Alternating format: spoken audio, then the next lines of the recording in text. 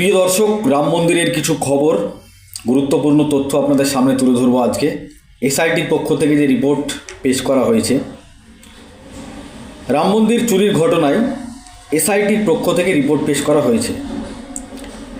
এই রিপোর্টে কয়েকটি গুরুত্বপূর্ণ বিষয় উন্মোচন করা হয়েছে। মামলা শুধু কর্মচারীদের মধ্যে সীমিত নয়, রিপোর্ট অনুযায়ী পুরো ঘটনায় অনেক কমতি ছিল।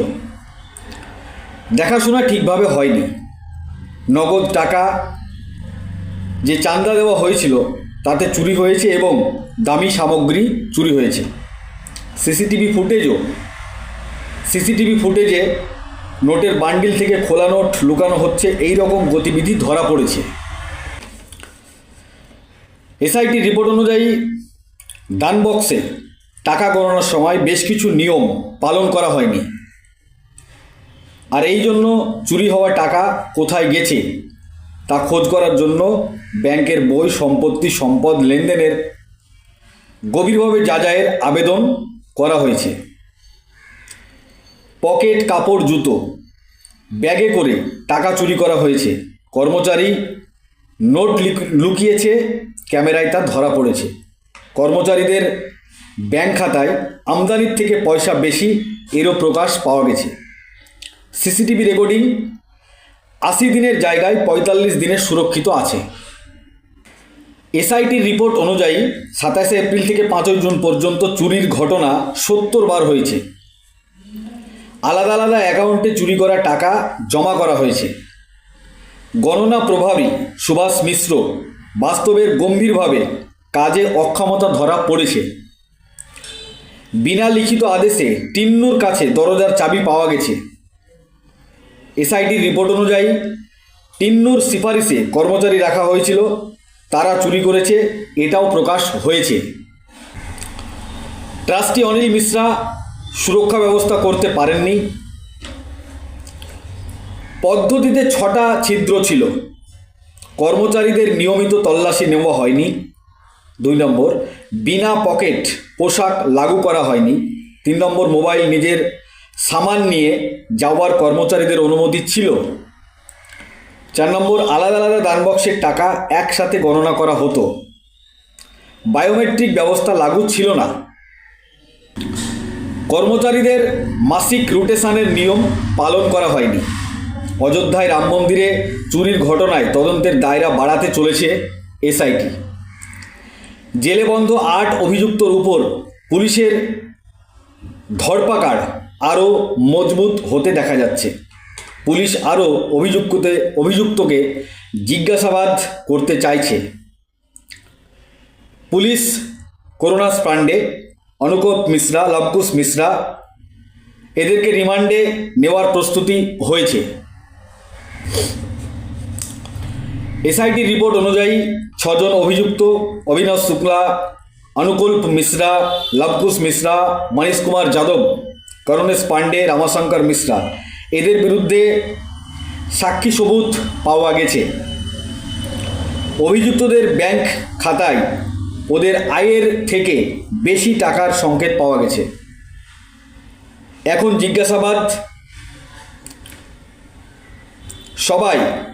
এখন সবাইকে জিজ্ঞাসাবাদ করা হচ্ছে এবং আরও তদন্ত এগোবে। এসআইটি রিপোর্ট অনুযায়ী এটা বলা হচ্ছে। ট্রাস্টের মিটিংয়ে বেশ কিছু বড় সিদ্ধান্ত নেওয়া হয়েছে। বৈঠকে মহাসচিব চাম্পাত রায় এবং অনিল মিশ্রার ইস্তফা মঞ্জুর করা হয়েছে। চাম্পাত রায়ের জায়গায় কৃষ্ণমোহন মহাশয়কে অন্তর্বর্তীকালীন মহাসচিব করা হয়েছে। অনিল মিশ্রার উপর অনেকে নারাজ হয়েছে, সেটা দেখা গেছে। অন্তর্বর্তীকালীন মহাসচিব কৃষ্ণমোহন রায় তিনি বলেছেন সব ব্যবস্থাকে ঠিক করা হবে এবং ট্রাস্ট নিয়ে যে অবিশ্বাস তৈরি হয়েছে সেটা দূর করার ভরসা দিয়েছেন তিনি। আগামী 22 জুলাই পরবর্তী বৈঠক হবে। ট্রাস্টে সিইওর ব্যবস্থা লাগু করা হবে, একজন সিইও নিযুক্ত করা হবে, তার জন্য কমিটি গঠন করা হয়েছে।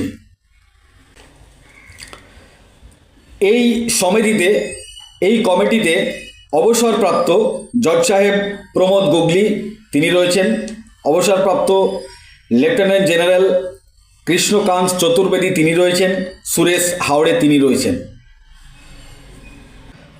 রাম মন্দিরের বিষয় নিয়ে কংগ্রেস নেত্রী সুপ্রিয়া শ্রীনাথে তিনি কিন্তু একেবারে কড়া ভাষায় আক্রমণ করেছেন। বিস্তারিত কি বলেছেন তিনার বক্তব্যে শোনাবো আপনাদের। পরবর্তী ভিডিওতে আপনাদের আপডেট দেওয়ার চেষ্টা করব। এই ভিডিওটি যারা দেখছেন ভিডিওটি শেয়ার করবেন, চ্যানেলটি লাইক করবেন আর সাবস্ক্রাইব করবেন। আই লাভ মাই इंडिया, मेरा भारत महान। আপনারা দেখছেন আখেরিগঞ্জ নিউজ। आप सबको मेरा सादर नमस्कार। नागपुर की धरती पर पत्रकार बंधुओं से ये वार्ता करने के लिए मैं आई हूँ। सम्मानित मंच, आज जब मैं नागपुर के लिए दिल्ली से निकली तो सुबह 5:30-6 बजे का टाइम था और अमूमन फोन आने शुरू हो जाते हैं और ज्यादातर फोन जो है सुबह की शुरुआत राम राम से होती है। कोई जय सिया राम कहता है, कोई राम राम कहता है। तो मेरे मन में एक सवाल आया और मुझे लगा कि जिस देश में दिन की शुरुआत प्रभु राम के नाम से होती है, जिस देश के हर दूसरे व्यक्ति के नाम में भगवान राम का नाम जुड़ा है। मैं उत्तर प्रदेश से आती हूँ, आधे लोग राम भरोसे, राम खिलावन, राम समझ, राम केवल, कोई ना कोई भगवान राम के नाम से जुड़ा हुआ है। उस देश में अगर भगवान राम के मंदिर में लूट होती है तो इसका अंदाजा लगाइए ये कितना बड़ा महापाप है। और मेरे हिसाब से राम मंदिर में जो लूट हुई, जो डकैती हुई, जो चोरी हुई चढ़ावे की, वो सिंपल फाइनेंशियल चोरी नहीं है। वो असल में हिंदुओं की आस्था पर इतिहास में सबसे बड़ा प्रहार, इतिहास में सबसे बड़ा हमला है। कुछ लोग कहते हैं हिंदू खतरे में है। हिंदू खतरे में है भाजपाइयों से और राष्ट्रीय स्वयंसेवक संघ आरएसएस से। हिंदुस्तान के एक मंदिर में उनकी एंट्री होती है, भगवान राम के भव्य मंदिर में, और उसी मंदिर में डकैती हो जाती है, उसी मंदिर में चढ़ावा चोरी होने लगती है, उसी मंदिर में चंदा चोरी होने लगती है। और जब खबर आती है तो उत्तर प्रदेश की सरकार आनंद फानन में एक एसआईटी की घोषणा कर देती है। उस एसआईटी में कौन शामिल है? उत्तर प्रदेश सरकार के बाबू। वही बाबुओं की तफ्तीश करेंगे, वो कुछ लोगों से पूछताछ करेंगे और वो बाबू को रिपोर्ट दे देंगे। और वो किससे पूछताछ कर रहे हैं? वो छोटे छोटे प्यादों को पकड़ रहे हैं। कोई जिसने 25 लाख की चोरी करी है, कोई जिसने 20 लाख की चोरी करी, जिसकी 12,000 तनख्वाह है, 14,000 तनख्वाह है। बड़ी मछलियों को, बड़े मगरमच्छों को छोड़ दिया जाता है। तो सवाल ये क्यों नहीं उठेगा कि क्या आपने उन लोगों को इसलिए छोड़ा कि वो जो मोटा माल चुराया गया है उसको ठिकाने लगा सके? आंख में धूल झोंकने के लिए एसआईटी घोषित होती है और आंख ही में धूल झोंकने के लिए और पहले दिन से कवायद हो रही है चंपत राय बंसल और उनके संगी साथियों को बचाने की। कौन है ये लोग? चंपत राय बंसल प्रभु राम के द्वारा तो अवतरित नहीं हुए थे।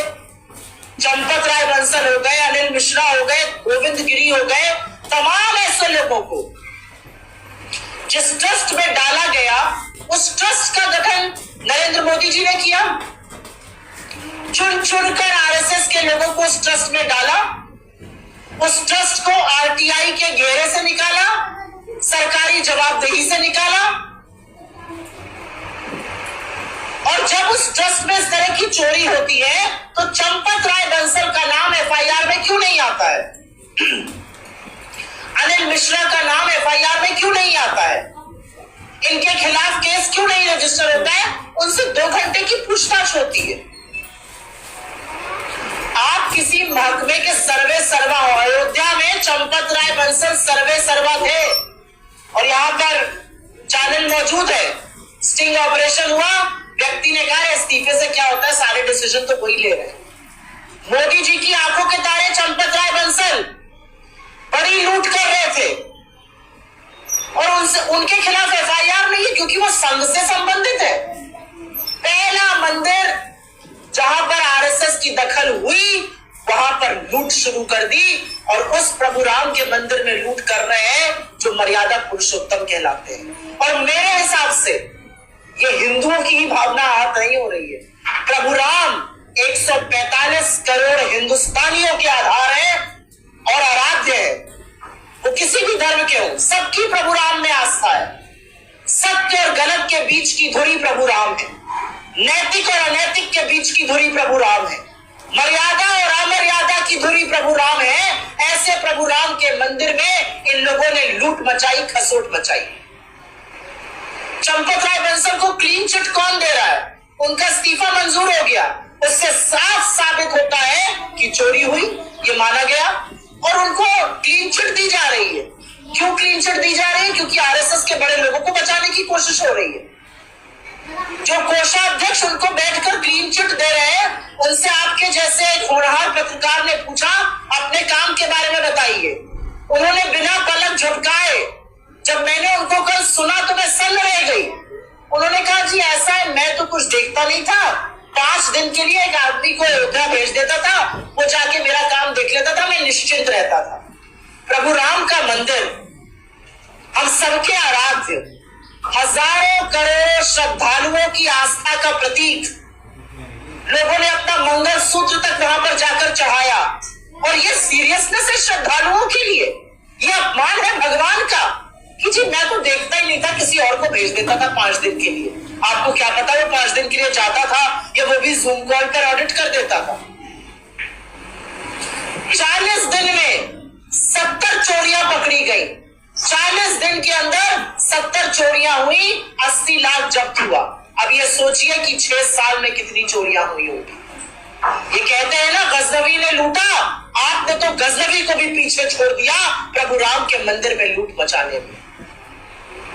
और सबसे बड़ी बात, चंपत राय बंसल का इस्तीफा होता है, एक नए व्यक्ति को उसमें लाया जाता है।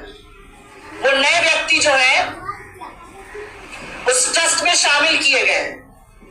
145 करोड़ लोगों का देश है ये। वो नए व्यक्ति ऐसे दागदार, ऐसे जालसाज निकले कि उनके खिलाफ सीवीसी क्लियरेंस नहीं दे पाया और उनको नालको के सीएमडी पद से हटना पड़ा।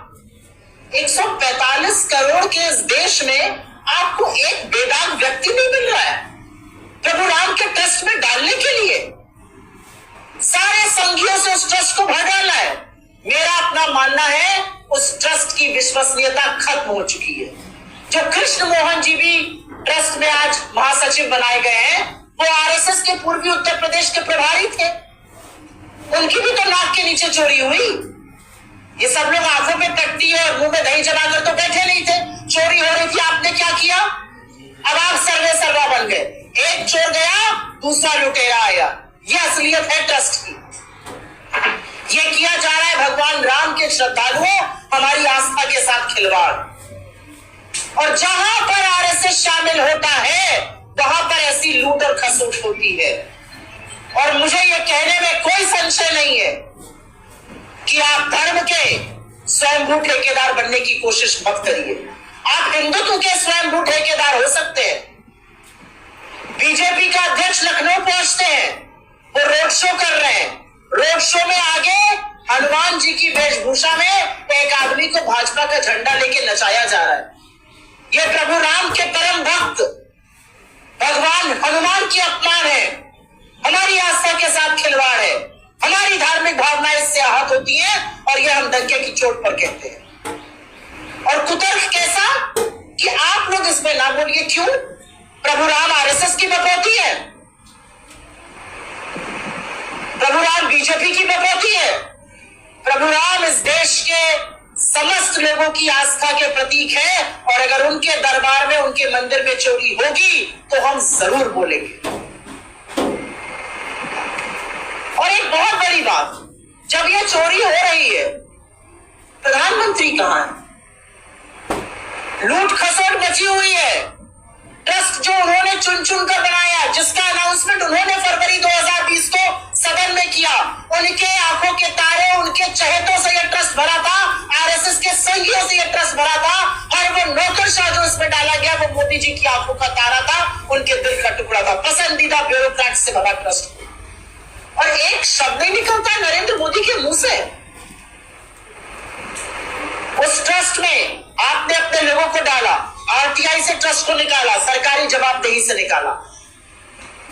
मंदिर उच्चतम न्यायालय के ऑर्डर पे बना, लेकिन शिलान्यास से लेकर भूमि पूजन नरेंद्र मोदी ने किया, प्राण प्रतिष्ठा नरेंद्र मोदी ने की, ध्वजारोहण नरेंद्र मोदी ने किया, सारा श्रेय देश के प्रधानमंत्री नरेंद्र मोदी ने लिया। और इस हद तक लिया कि हमारे धर्म के जो शिरोमणि के शंकराचार्य, उनको भी हटाकर बाहर कर दिया।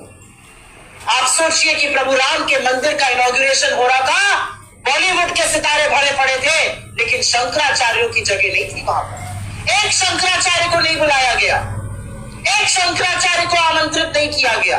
आरएसएस के मोहन भागवत और नरेंद्र मोदी ने हर हिंदू मर्यादा, हर हिंदू परंपरा को तोड़कर वहां पर बैठकर पूजन किया।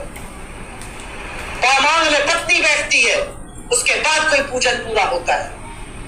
हर मर्यादा को तोड़ा गया, शंकराचार्यों की अनदेखी करी गई, हमारे धर्म की मान्यताओं को तार तार किया गया।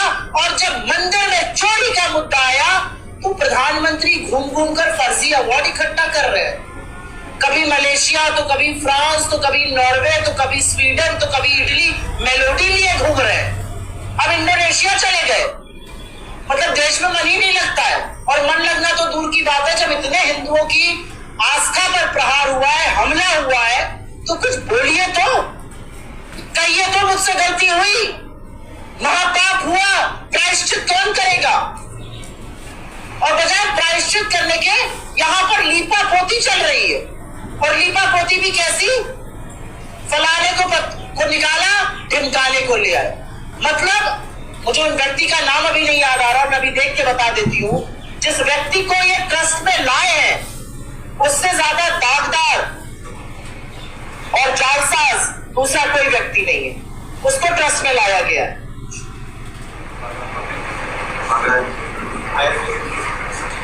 बजरंग लाल बागर को, ये नालको के सीएमडी होते थे, इनके ऊपर इतने जालसाजी के और घोटाले के आरोप थे कि सीबीसी इनको क्लियरेंस नहीं दे पाया, इनको अपना पद छोड़ना पड़ा। और ऐसे दागदार व्यक्ति को आप प्रभु राम के ट्रस्ट में ले आए चंपत राय के जाने के बाद। मतलब 145 करोड़ के इस देश में आपके पास एक धर्मभीरू, धर्मपराय, मर्यादित व्यक्ति नहीं है, वेदांत छवि का व्यक्ति नहीं है। तो हमारी इस मंच से और तमाम मंचों से एक ही मांग है कि ये सिर्फ जालसाजी का मामला नहीं है, ये सिर्फ करोड़ों के घोटाले का मामला नहीं है, ये हिंदुओं की आस्था पर प्रहार है, हमला है। इस पूरे मामले की जांच सीबीआई द्वारा एक सिटिंग सुप्रीम कोर्ट जज की निगरानी में होनी चाहिए, और तभी दूध का दूध और पानी का पानी होगा। और मेरी दूसरी मांग है कि नरेंद्र मोदी अपनी चुप्पी तोड़े, इस देश को संबोधित करें और बताएं कि आपसे कितना बड़ा महापाप हुआ। और जो एसआईटी का गठन हुआ था, जो सिर्फ लीपापोती करने के लिए किया गया था, उस एसआईटी पर सिर्फ ये कहना है कि उसकी जो रिपोर्ट आई है उसको सार्वजनिक करिए। ये आपके घर की खेत मेड़ का झगड़ा नहीं है, ये आपके घर में लड़ाई झगड़े की बात नहीं है, ये प्रभु राम के मंदिर में घोटाला हुआ है, पूरे देश को जानने का हक है। और आरएसएस का मुख्यालय नागपुर में है, और मैं नागपुर में रहकर पूरे दमखम से बोलती हूँ, जहां जहां संघी जाते हैं हमारे धर्म पर कलंक बनते हैं, हमारे धर्म पर धब्बा बनते हैं। आज तक इस तरह की चोरी, इस तरह का घोटाला किसी मंदिर में नहीं हुआ जो इन संघियों ने मिलकर प्रभु राम के दरबार में कर डाला। मुझे अफसोस है, दुख है, और एक हिंदू होने के नाते और हिंदू पराये होने के नाते मुझे इस बात का बेहद दुख है कि प्रभु राम के मंदिर को भी इन लोगों ने बख्शा नहीं। और अंत में एक बात जरूर कहती हूँ, जिस चंपत राय बंसल को क्लीन चिट दी जा रही है, उस चंपत राय बंसल से 2 घंटे की पूछताछ से काम नहीं बनेगा। उनसे पूछिए कि सेंट्रल फोर्सेस थे, स्टेट फोर्सेस थे, आपने 400 लोगों की प्राइवेट सिक्योरिटी एजेंसी क्यों रखी? उनका क्या काम था? आपको उनकी क्यों जरूरत थी? वो क्यों उस रूट पे तैनात रहते थे जहां से चंदा जाता था? कौन बताएगा? कौन इन सब सवालों का जवाब देगा? और वो सिक्योरिटी एजेंसी बीजेपी के एक एक्स मेंबर की, आरएसएस से संबंधित व्यक्ति की, जो बिहार से उनकी थी। कौन इस बात का जवाब देगा कि इतने लोगों ने जब आरोप लगाया, चाहे वो महिपाल हो, चाहे वो 2 लोग और हो, जिन लोगों ने बताया था आपको आकर कि मंदिर में चंदा चोरी हो रही है, आपने क्यों उनके खिलाफ एक्शन लिया? आपने उन्हीं को नौकरी से निकाल दिया। कौन बताएगा इस बात को कि जो दूध का दूध और पानी का पानी होना था वो बिना इनके ऊपर मुकदमा हुए, बिना इनके ऊपर जांच हुए कैसे हो सकता है? तो बहुत सारे सवालों के घेरे में ये ट्रस्ट है। तमाम आरएसएस के जो बड़े बड़े कार्यकर्ता इस ट्रस्ट में शामिल है वो है, खुद नरेंद्र मोदी है, उत्तर प्रदेश के मुख्यमंत्री सबको धर्म का सर्टिफिकेट बांटते हैं। आपकी आंखों के सामने आप तो हर महीने पहुंच जाते थे अयोध्या नगरी, आपकी आंखों के सामने भगवान राम का घोटाला हो रहा था इतना बड़ा मंदिर में। आपका एलआईयू, आपकी आईबी, आपकी सुरक्षा और खुफिया एजेंसी क्या कर रही थी? आपको भनक ही नहीं पड़ी। छोटे छोटे नुमाइंदे, महिपाल जैसे छोटे छोटे लोग आकर बता रहे थे कि ऐसा हो रहा है। जिन लोगों की भर्ती हुई गिनती के लिए उनके नाम चंपत राय बंसल लिखकर भेजते थे रिक्रूटिंग एजेंसी को। भाई भतीजावाद चल रहा था वहां पर, फलाने का भाई को भर लो, धमकाने के भतीजे को भर लो। कौन इन बातों का जवाब देगा? कौन इस बात का जवाब देगा कि एसबीआई ने 3 महीने पहले कहा था कि जो स्टैंडर्ड ऑपरेटिंग प्रोसीजर्स हैं गिनती के उनका पालन नहीं हो रहा है और जरूर लोगों को हटाया जाना चाहिए, लेकिन उसकी अनदेखी की गई। कौन इन सब बातों का जवाब देगा? और ये जवाब मिलने चाहिए, क्योंकि मैं फिर से उसी बात पर जाऊंगी। सारी राजनीति भूल जाएगी, हर चीज भूल जाएगी और पूछिए अपने आप से, इस देश में हुआ क्या है? इस देश में महापाप हुआ है। जिस देश में दिन की शुरुआत राम राम से होती हो, जिस देश की आत्मा में प्रभु राम का वास हो, जिस देश की नैतिक धुरी प्रभु राम की मर्यादा हो, जिस हे राम को कहकर महात्मा गांधी ने इन्हीं संघियों से लड़ाई लड़ी, अंग्रेजों से लड़ाई लड़ी और इस देश को आजादी दिलाई और होठों पर आखिरी हे राम कहकर शहीद हो गए, उस राम की अवमानना इन्हीं संघियों ने मिलकर करी है और जवाब पूरे देश को चाहिए। बहुत बहुत धन्यवाद।